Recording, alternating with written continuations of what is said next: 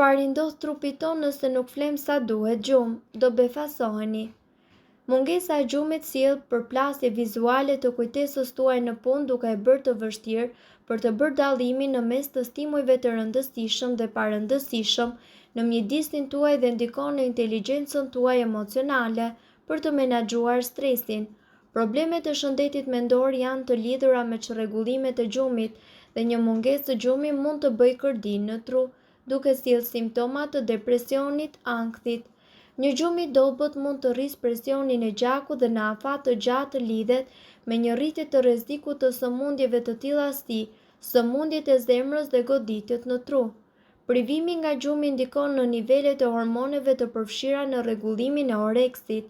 Nivelet e leptinit, hormon që ju tregon se sa i ndyrë të depozituar keni, bien dhe rriten nivelet e hormonit të urisë, gleherin, e cila çon në shtim në peshë.